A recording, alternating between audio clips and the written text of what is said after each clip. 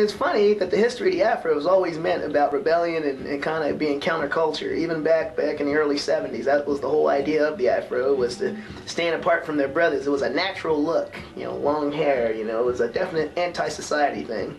Then in the mid-70s, it became almost a fashion statement, you know. It went from being counterculture to culture. And that's where it went downhill, you know. Then when you're seeing people on TV, you know, Don Henley from the Eagles wearing an Afro, it's like, all right, now something's wrong here, something's got to give. So in the late 80s, or early 80s, late 70s, they decided, the brothers decided to gravitate more with all the long hair, with the Jerry curl look. Oh, God. Yeah, you know, getting back to the process, but it's all that Jerry curl was a 1980s process. You know, conking, 80s style. An Afro, like I said, is more of a statement than a hairstyle. Yeah. To me, it's saying to the world, this is who I am, this is what I feel like, this is where I'm at in my life right now. If you can't deal with any of those terms, kiss my black ass. Straight up. As you can see, I've just got back from a night on the town, and I'm feeling a little shaggy, so I gotta get my natural back in shape here. So first thing you have to do is you remove your hat. And as you can see, I got the Don King in full effect going here, okay? Well, we try to neaten that up, right? All right, cool. All right, look at that puff, man. Getting good puff, getting good puff, getting good air, getting good air. Go Jordan, go Jordan, go Jordan. Yeah, watch out for the dandruff, man.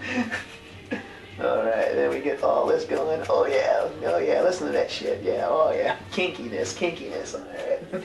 Then you come back here and you get your nice spot and you go sideways a while. Gotta get your puff. I mean, Afros are an attitude, man. You gotta learn it. In years of doing this stuff, you learn how to right to cut to the chase. Then you always remove your glasses and you get the temples and you come out like this. And you gotta get like this. Then when you're almost done, you make sure you puff it out as much as you can. And they say then the back of your head's always the toughest area because you can't see that. And that's usually where you get most of your kinks and matting at in the back. Then, at the end, you size it up and get rid of all the strays and you kind of puff it and round it all out.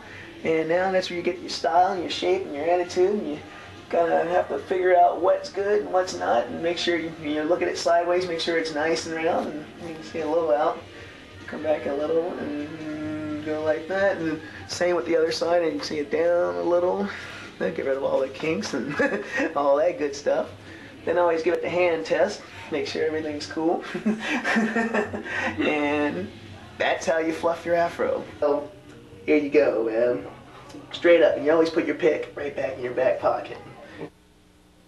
Okay, well, or you can just leave it in your hair like such, man.